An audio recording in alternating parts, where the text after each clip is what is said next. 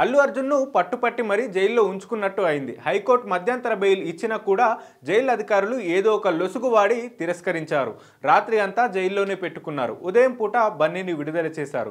అల్లు అర్జున్ జైల్లో ఉన్నంత వరకు నిద్రపోలేదట, ఆహారాన్ని కూడా తీసుకోలేదట, నేలపైయే ఉన్నాడట, జైల్లో ఎవరితోనూ మాట్లాడలేదట.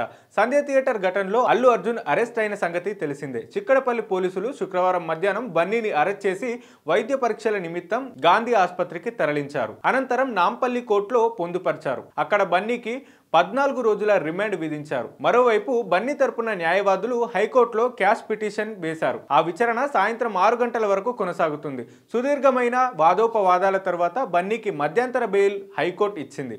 అయితే ఆ బెయిల్ కాపీ సరిగ్గా లేదంటూ జైలు అధికారులు తిప్పికొట్టేశారు. ఆన్లైన్లోనూ ఇంకా అప్లోడ్ కాలేదు అంటూ జైలు అధికారులు సాకులు చెప్పారు. రాత్రి వరకు జైలు వద్దు అల్లు అరవింద్ ఎదురు చూసి విసుగు చెందాడు. ఇప్పుడు విడుదల చేయడం కుదరదు అని విషయం తెలుసుకోవడంతో అరవింద్ అక్కడి నుంచి వెళ్లిపోయాడు. ఉదయం పూట రిలీజ్ చేస్తామని మీడియాతో జైలు అధికారులు కూడా తెలిపారు. అయితే రాత్రంతా కూడా బన్నీ అక్కడే ఉండిపోవాల్సి వచ్చింది. ఒక రాత్రి జైలు జీవితం గడిపినట్టు అయింది. బన్నీకి ఫుడ్ ఇచ్చినా తినేందుకు నిరాకరించాడట. నేలపై అలా పడుకొని ఉన్నాడు. రగ్గు దుప్పట్లు కూడా ఇచ్చారట. కానీ బన్నీ మాత్రం రాత్రంతా నిద్రపోకుండా అలానే ఉన్నాడట.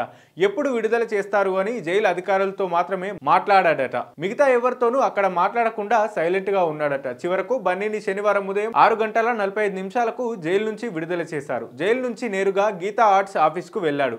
అక్కడే సుదీర్ఘ చర్చలు పెట్టుకున్నారు. తండ్రి మామతో కలిసి బన్నీ సమాలోచన చేశాడు. భవిష్యత్తు కార్యాచరణపై మాట్లాడినట్టుగా తెలుస్తోంది. గీతా ఆర్ట్స్ నుంచి ఇంటికి వెళ్లిన బన్నీ అక్కడ ఫ్యామిలీ చూసి ఎమోషనల్ అయ్యాడు. అనంతరం మీడియాతో మాట్లాడాడు. కోర్టు కేసు నడుస్తుంది కాబట్టి నేనే ఆ కేసు గురించి మాట్లాడను.